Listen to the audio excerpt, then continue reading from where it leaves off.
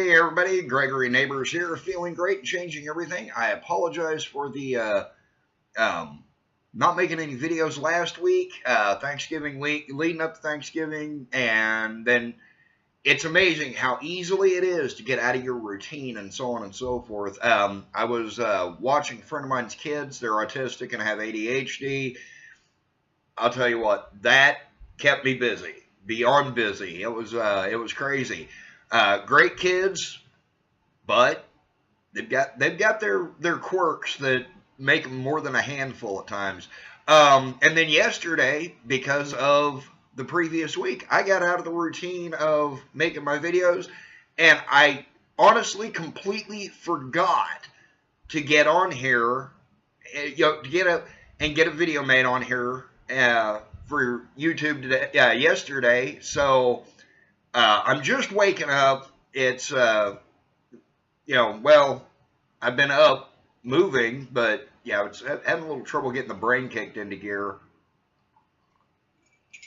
Not suffering from a food coma anymore. It's just the weather's changing, and I've got some old injuries, and I didn't sleep worth a hoot last night. But so I'm a little foggy brained right now. But I want to talk about limitations and I got thinking about this because of my own aches and pains that I've got, old injuries, everything else. And I think about that. It's like, and I don't do it for pity. Okay, I don't, because I'm actually kind of glad I've got the aches and pains in my knees and my shoulders, my elbows, my back. Okay, because at least I have them. I had a very good friend of mine when I was a teenager named Mike, who has unfortunately since, he has unfortunately passed away. But he was born with, he got kind of a quadruple whammy at birth. He was born with dwarfism, and to top things off, his arms stopped at the elbows. He had these little nubs that were where his thumbs were starting to form. But his arm, and his legs were the same way. They bent just past the knee, and then he had these little nubs where his feet started forming, but he never fully developed physically. But he was one of the greatest people I've ever known. And why I haven't talked about him sooner, I'm honestly not sure. Because he really was, in many ways, an inspiration to me. He had the greatest personality, always cheerful. I wasn't around when he passed away, but from what I understand from friends who were, he would light up the room and literally until the day that he died. Unfortunately he fell victim to some form of cancer. I believe it was bone. I honestly don't remember. It's been several years ago, but he never let the physical limitations stop him from doing the things that he wanted to do. He drove a car. He was actually one of the best drivers I know. When the roads were bad, if I was on foot or on my bicycle, he was one of the first people I'd go to for a ride because he was that good. If I was having a bad day, I'd go over to his place and we'd sit around and talk, and my day would immediately improve. He was just one of those guys, and if you saw him in a bad mood, it was rare. It was so incredibly rare. But I hear people sit there and bitch and complain that they can't do something because of physical limitations. They're not capable of doing something. And they are. They may not be able to do what it is they want to do, but they can find something else to do. Excuse me, I've got the hiccups. I have carpal tunnel, both hands. I can cook. I can cook at home, but I couldn't. Because of the fact that I lose feeling in my hands so fast. I can't do it as a profession anymore, which is fine because I'm burned out on it anyway. Not that I'm not good at it, but it's not really that safe if I have no feeling in my hands to be dealing with chef knives and that sort of thing. So I changed my path. All right. And yes, the cold weather still messes with my hands. I still lose the feeling in my hands when the weather turns off like it is right now. But it's not to the extent that it would be if I were working in a kitchen, thankfully. Uh, so, just because you've got, Mike turned all of his physical limitations into advantages, and not for pity, not out of pity's sake, because he was also a performer. He did stage, he did local carnivals, he did the Renaissance Festival, that sort of thing, and he used that to his advantage. He could play. He created characters for his various costumes. One of his Renaissance fair characters was a pirate, and it was brilliant because he sat there and said that he lost his arms and his legs because of a cannonball. Okay, so don't let your physical limitations affect your mental or emotional state. Because no matter how bad your situation may seem, there is a way to contribute, to brighten other people's lives, to brighten your own life. So that's kind of what I'm getting at here. I could let the carpal tunnel get me down and go, well, I can't write, which I have chosen to take up writing, to pursue what was a passion of mine when I was much younger, and go into writing and speaking to other people. Because if I can help somebody else, I've had 5 open heart surgeries because I was born with a defective heart valve. Yes, I smoke. Okay. The heart's good. The heart's in great shape. It's the valve that's the issue. Okay. And I was born with it. There's no getting around it. And it kept me from getting into the military. It kept me from being a professional athlete. So what? Maybe having done those things might have helped me with my path that I'm currently on, or maybe not. Maybe I should have just had the courage to try earlier. I'm thinking probably so. But I've decided to change my path because of safety issues, because it's not safe when you've got no feeling in your hands and you're dealing with a razor sharp knife. So that's Bruce Lee. Good example. Another good example.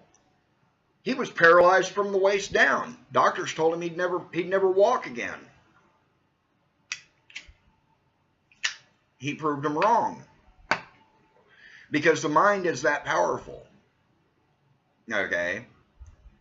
Not only did he prove him wrong, but he proved himself to be one of the greatest martial artists in the history of the world.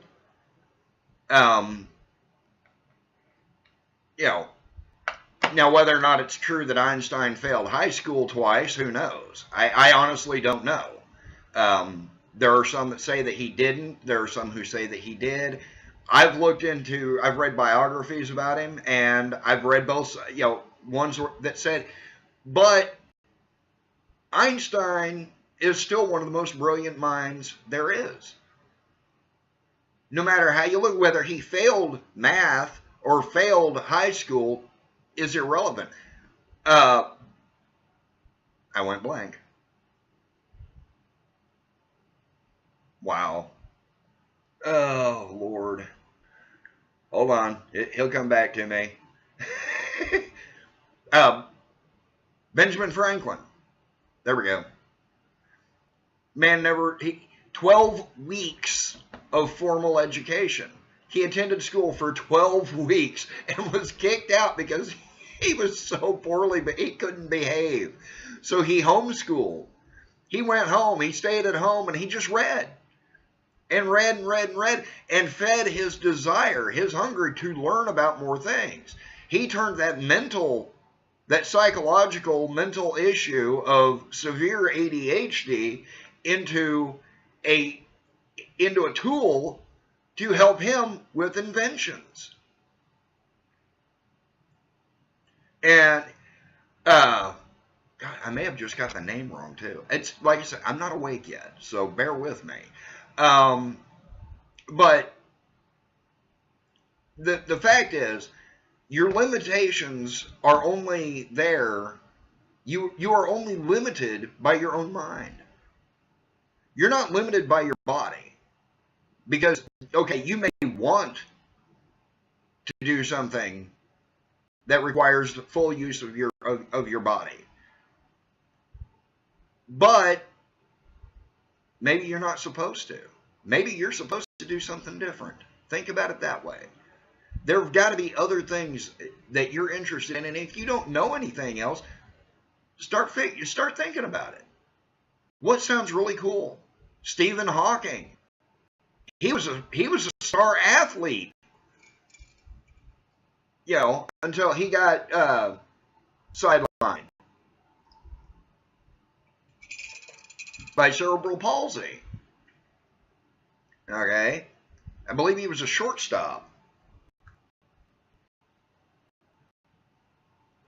I don't remember what position he played, but he was a star baseball player at the university he went to. When he got sidelined with that, he was like, well, I've always been interested in this. In fact, he was already studying his fields when he got permanently benched and put into a chair. He couldn't even speak, not without the aid of his computer. All right. Did he let the physical stop him from becoming as successful as he was? Well, no, he didn't.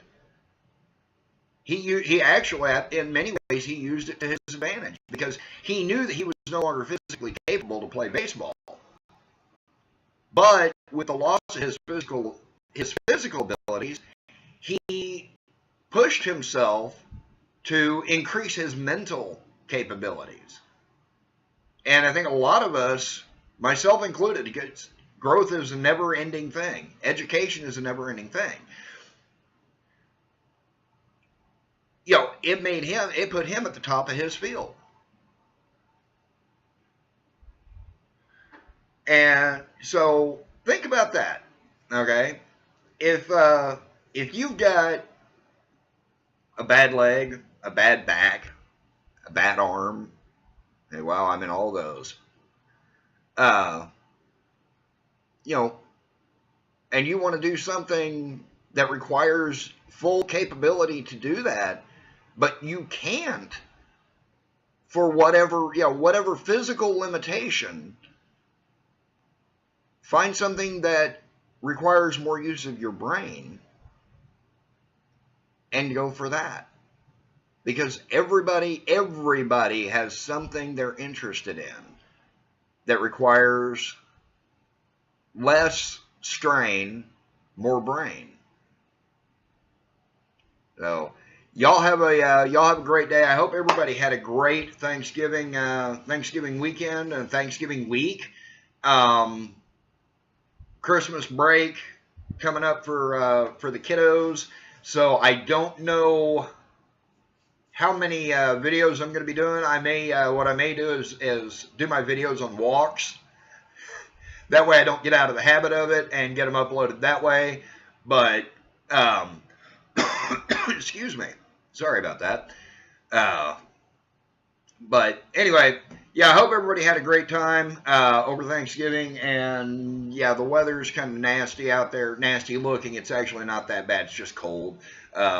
I'm going to get off of here because I'm going for a walk. I put it off yesterday because it was even colder then, and getting out of that routine, I got to stick with it. And that's the problem with certain times of the year.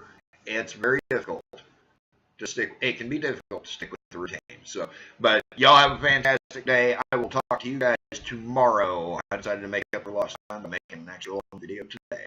Bye.